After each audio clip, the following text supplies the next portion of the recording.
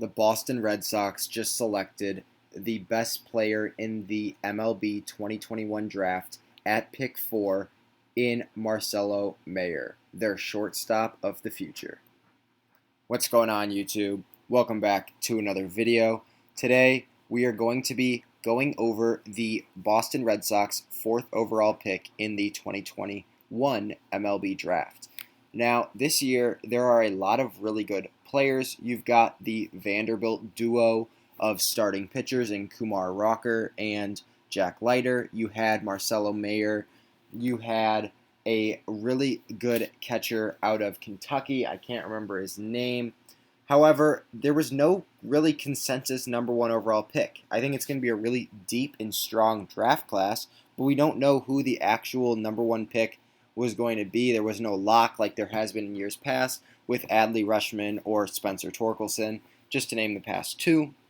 However, many people have started to think that Marcelo Mayer or Mayer, I don't exactly know how it is, was going to be the number 1 overall pick, but he was arguably one of the best players in the draft. Now, he is a shortstop, and it says here he is out of East Lake High School, and he is a five-tool shortstop. Now, he's a really strong and good player. He's a left-handed bat, and he's got pretty good athleticism and a good frame that it says here for the bigs. Now, something that's shocking is MLB Pipeline has already graded his hitting at a 60. If you think back, there's only been one or possibly two players, I don't know if Wander had it, that have had an 80 hit grade, and one of them was Vladimir Guerrero Jr., who was the MVP favorite this year. Now, starting off as an 18-year-old with a 60 hit grade is really strong, and it makes me think that we could have another player on our hands that is going to end up his minor league career at that 80 mark. Now, like it's saying here, there was only one other player in this year's draft class with a 60, and that is the highest that it was ranked this year. And it says here that he is a pretty good defender as well as he is really good offensively. And basically that's just saying he's a 5-tool player, which means he can hit, he can field, he can run, he's got power, he's got speed.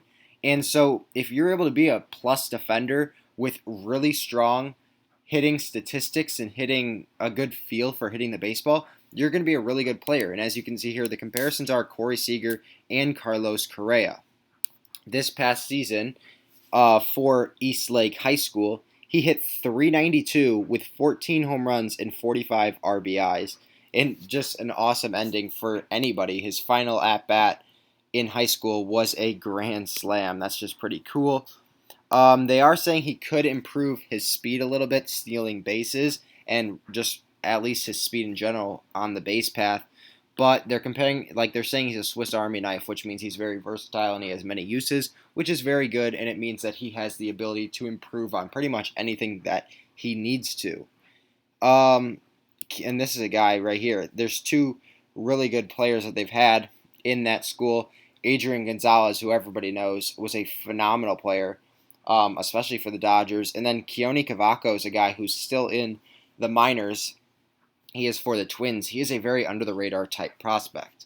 If you guys want to watch a little bit of his highlights, go ahead here on YouTube for Prospects Live, and I'm sure that's a pretty good watch. But I think we are going to see the shortstop possibly of the future for the Boston Red Sox. It'll be interesting to see what happens in probably 4 to 5 years down the line once he finally gets his call up. But could this Red Sox team, who's already chasing a pennant, call him up in maybe 2 seasons if needed and try and go for a World Series pretty early on? It's a possibility, and we've seen it happen with really good players in the past. And it'll be interesting to see what happens with Mayer in his career. I'll see you guys in the next one. Peace.